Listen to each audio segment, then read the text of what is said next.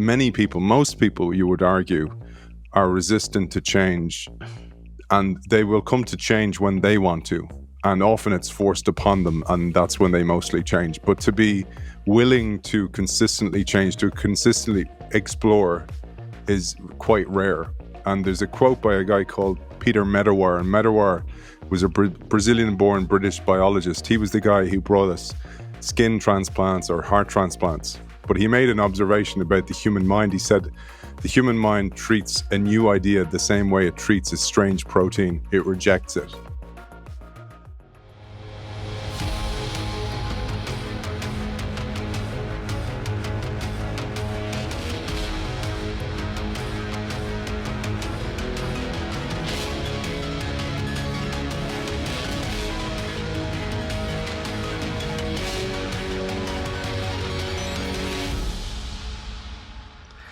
Buongiorno a tutti and welcome to the Banker's Bookshelf.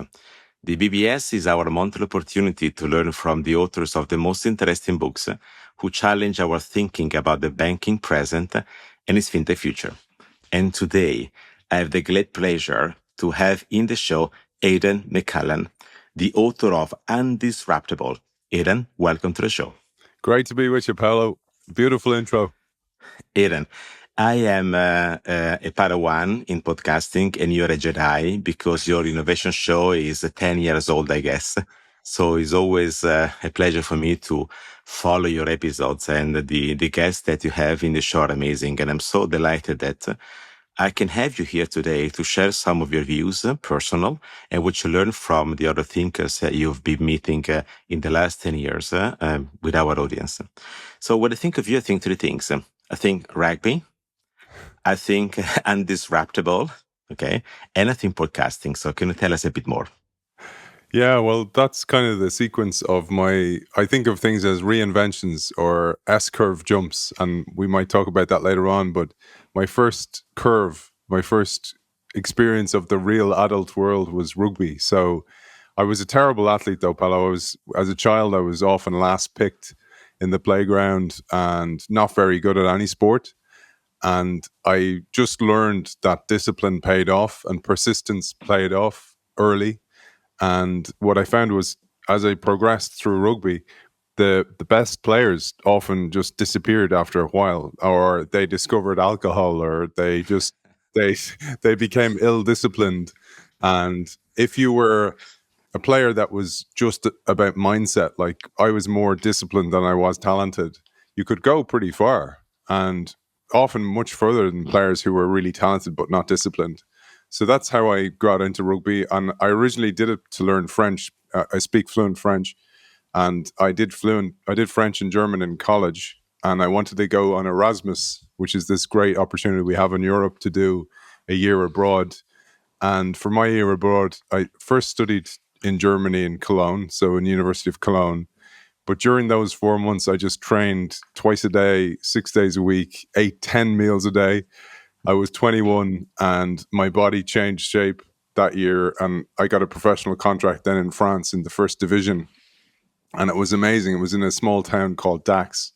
And learned fluent French, played in the first division, had a great experience that just changed the trajectory of my life. And from there, I went on and played for the two best clubs in the world, played for Leinster here in Ireland and for Toulouse in France. So, and I had the great honor to play for my country as well. So that was my first. That's a rugby piece, which I can't compete with. I'm so lazy and not really talented. Even if I play myself for 50 years, I will not be able to make it. But then the second part is Undisruptable, a wonderful book. So that path began in 2008 in the crisis. So I decided I didn't have to retire from rugby, but I decided to retire, and partly due to the recession. So when the global recession hit, I had an option to have another 2 years of a rugby contract, but I was injured at the time. I had started studying the future. I started reading a lot of books to try and find out where I could find an opportunity in business. And I started to follow Nokia. There was an article, a very famous article, cover of Forbes magazine, and it said, 1 billion customers, can anyone catch the cell phone king? and it was about Nokia in 2007. It was November 2007, and I remember thinking, this is a really solid choice of a company. So I started to follow them, and I just saw their stock price just tank, and I was like, "Oh, how can that happen?" And then I started to get interested in innovation and disruption, and started to read a lot of books about that. But my first job was digital transformation, and I didn't even, I don't think we even called it that. It was, I wanted to get into advertising. There was a You digital know, advertising and then agency. what I like about the concept of undisruptable is that so many people talk about disruptive innovation, how to disrupt an industry, but it's equally important to learn how to remain undisruptable. So it's like flipping a coin, and that's super cool. And then you also have a podcast. Yeah, so the podcast came out of that experience where I had been reading these books to actually upskill myself, because one of the things that happens if you're a professional sports player and you go into the business world, there's a bias towards you that is perhaps kind of thinking he's only here because he had contacts. And so you have to prove yourself. It's like kind of almost being like the boss's son. You have to prove yourself much, much more than other people. You have to work harder than other people. So I was reading a lot. And eventually, in one of the companies I was in, I started this podcast. And I started to do it because I was learning anyway. And I was like, and I may as well turn the learning into an opportunity. And sometimes I refer to the show as learning with witnesses. So that was a remarkable journey. But I started at Paolo, you probably don't know this. I started when I was working for the national broadcaster. And my Really? boss asked me to stop doing it. And she said, she said these three things. She said, I was head of innovation now, right? She said, I want you to stop meeting people outside the company. I want you to stop writing, because I started writing a weekly article. And she said, and I want you to stop your stupid show. So as a result, I left that company. And that was over 623 episodes ago. So I have never missed a week, and never missed a week writing. So it's the stable, repeatable piece of my week every week. I write a Thursday thought, an article every Thursday, and I release the show once a week at least. Sometimes it's two. And so, Aiden, I'm grateful that you made that decision, because I enjoyed the show, and I'm happy to hear from you the fact that learning is a continuous journey, and the more you learn, the more you can share. The more you meet people and talk to them, the more you can learn, and the more you can share. It's like, a feedback loop that Yeah. is always positive. And the reason why I believe our conversation is very important today is because in the age of AI, it's not just about companies, enterprises to be undisruptable or to learn how to disrupt themselves, essentially. It's also about us, because everyone is challenged by a sheer amount of transformational topics and requests for change that sounds often overwhelming for all of us. So I think that through your research and learning, we can also learn also a few things. For example, which are the key principles of change, and how we can learn to overcome the barriers of change. One thing that I will want you to highlight is, I remember there's an example of the jellyfish. I'm like saying, can we all become jellyfish? Now, it sounds like silly and maybe not positive, but in reality, there may be a good side of it. So I'll let you explain a little bit about the principles, the barriers, and the jellyfish. Yeah, so the barriers piece is that we're designed for stability. Everybody is, and if you think about even an organization figures out a competitive advantage and then how to optimize that, and it becomes all about what we call in innovation literature exploitation of an existing opportunity, and that usually comes at the expense of exploration. And we Okay, tend so to say, exploitation versus exploration. yes. That's good. So there's a concept, a beautiful term. It's called Janusian thinking, after this Roman god called Janus. And Janus was famous. Maybe you've seen it in Italy, where it's the god of new beginnings or doorways, and often you see it above gateways. And it's a statue with one set of eyes to the future and one set to the past. And we use that as a metaphor for Janusian thinking, which is the root of the word janvier or Januar or January, for example, in English. And it's this idea of new beginnings. And we use it in the innovation literature to represent this idea of exploring the future while exploiting the past, which is actually the present. And that you have to do those things in permanence, because if you stop keeping an eye on the future, you're going to eventually run out of runway. So that's an important metaphor. And then this idea of resistance is when we were emerged from the caves, that we were designed long time ago. yeah, but it's a long time ago.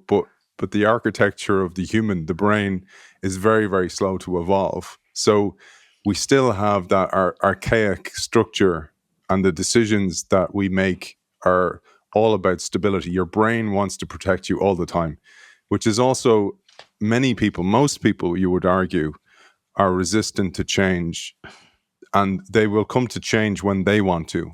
And often it's forced upon them, and that's when they mostly change. But to be willing to consistently change, to consistently explore, is quite rare.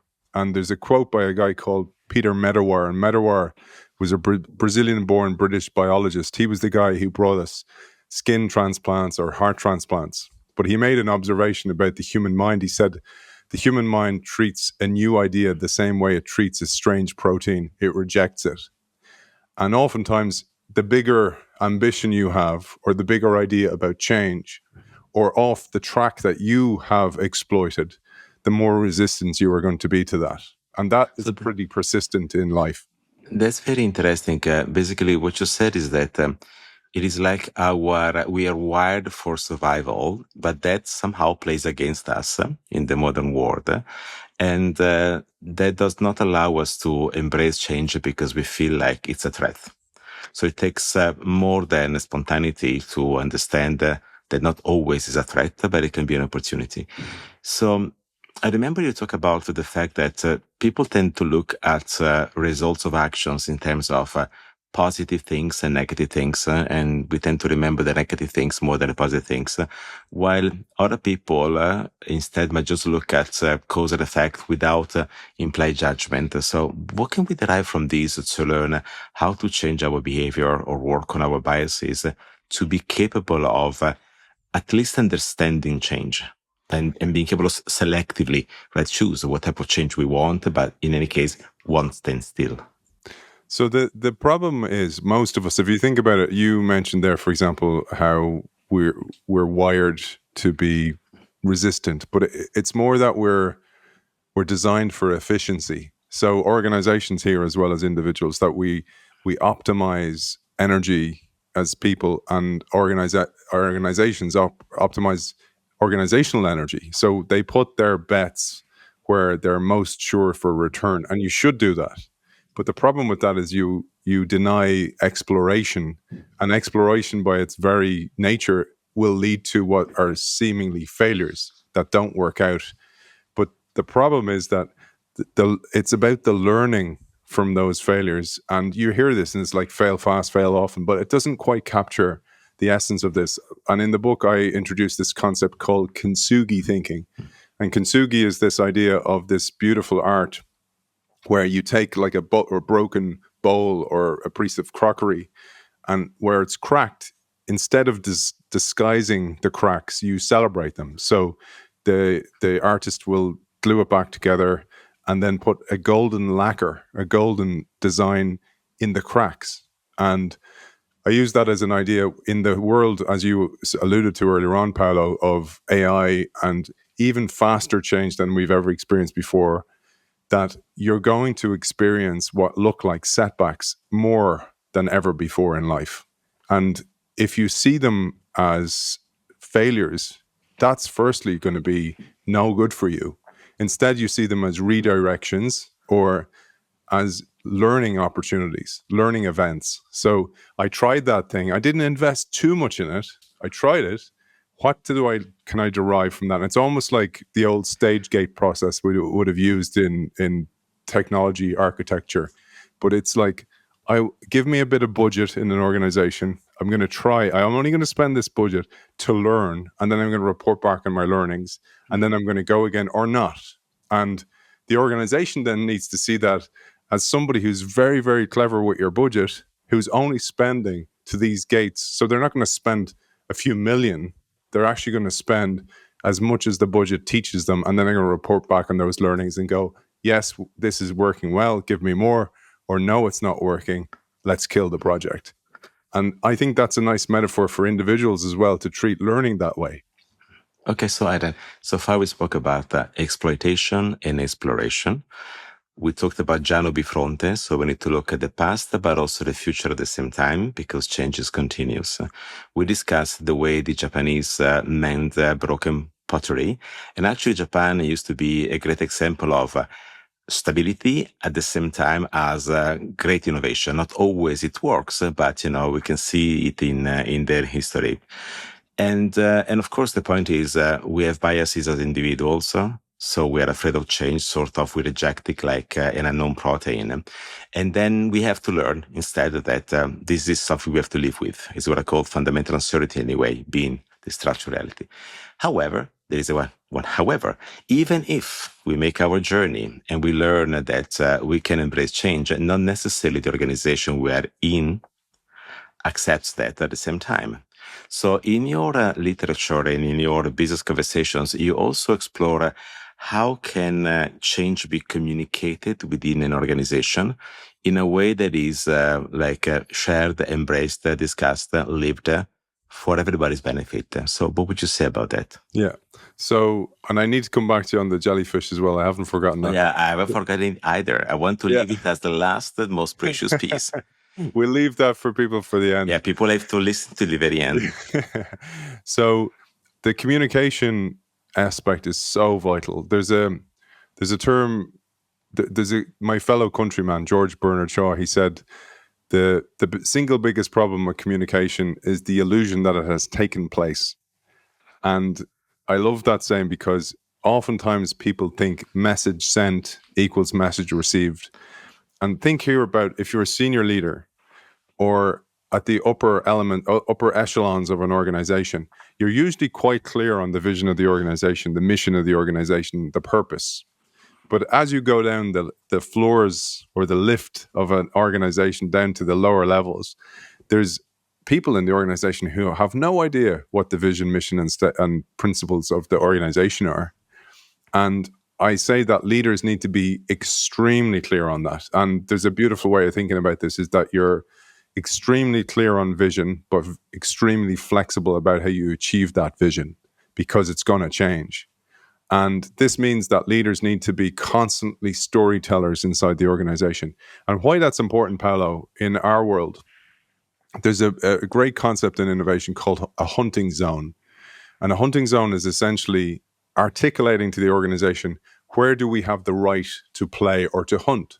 So a great example of this is NVIDIA. So stock price continues to reward people who have invested in NVIDIA. But Jensen Huang, the CEO and founder, what he did earlier on was he told the organization what the hunting zones were. So he said autonomous vehicles, gaming, quantum computing, and he articulated that. So then people in the organization know what ideas to come forward with that comply with that. Instead of, we've been through these workshops, Paolo, where the organization will ask for ideas and people keep giving ideas, but they're irrelevant to the strategy. So they're not in sync. They're not congruent with the organization's strategy. So this is why you need to be articulating these things consistently to people and make sure and check in, did message sent equal message received? So Aiden, we need to reconcile ourselves with the primitive that we have inside. We need to learn to become eloquent and clear in the communication of the strategy, knowing that while we do that, the world keeps on changing. So that's super important. And likely or not, we may want to be a jellyfish. Should we or should we not? Beautiful, man. And you're doing a great job of a synopsis of what I've said as well. I'm learning from you for my own podcast here, so thank you. So the jellyfish. So firstly, the concept of the jellyfish, I'll probably do it this way, Paolo. introduce the S curve first. So the core message of this core framework of the book Undisruptable is the S curve, and many of your listeners will know what the S curve is. So for those who don't, very quickly, the S curve is the shape of a kind of a stretched S. So the start of the S is, think here about a startup or a new product or service inside an organization. For a very long time, nothing happens. You're investing in it, you're putting a lot of effort in.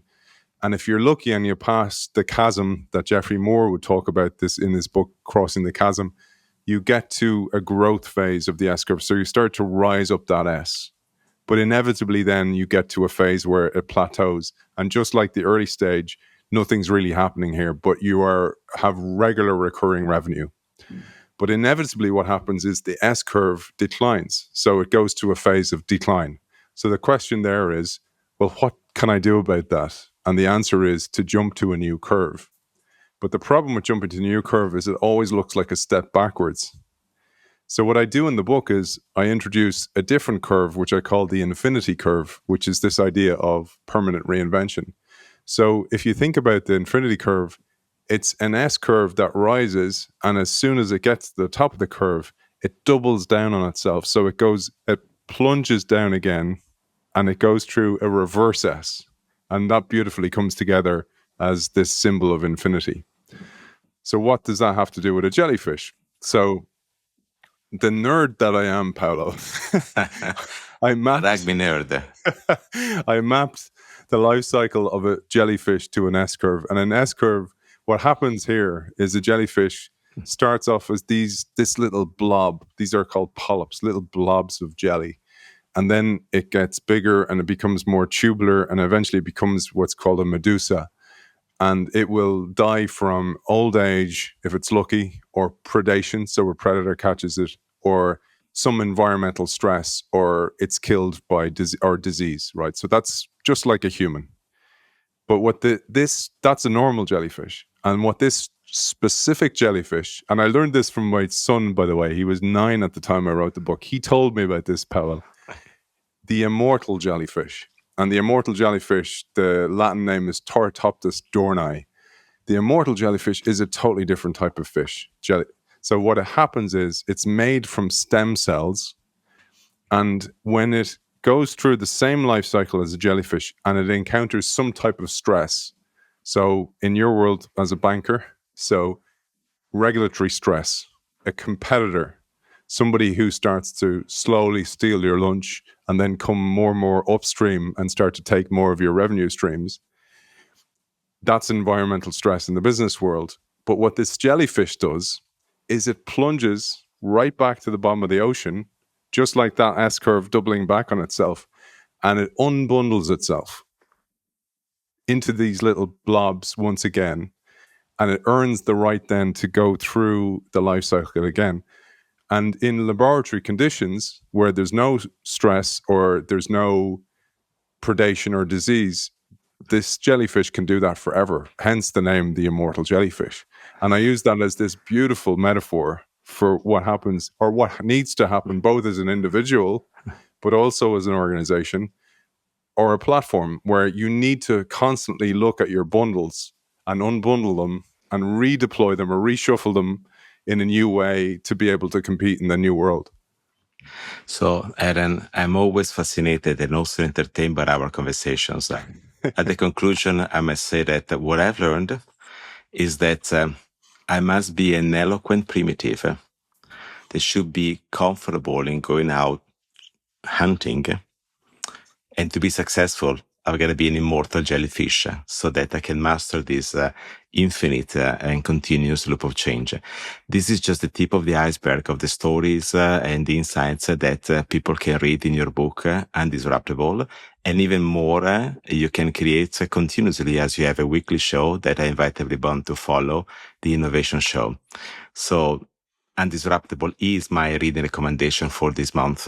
Guys, what do you want to do with your money or with time? I don't know, but this is all worth doing. Get the book, follow Aiden's show. Aiden, thank you very much for being on the Bankers Bookshelf today. Thank you, Paolo. It was really my pleasure. And I invite everyone to stay tuned for more conversations with book authors and researchers that shape our understanding of the present and the fintech future. Now, don't forget to subscribe to the Banker's Bookshelf so you can receive a polite notification about new episodes on your preferred platform. We stream on Spotify, Apple Podcast, Amazon, and YouTube. Arrivederci a tutti and enjoy the jingle.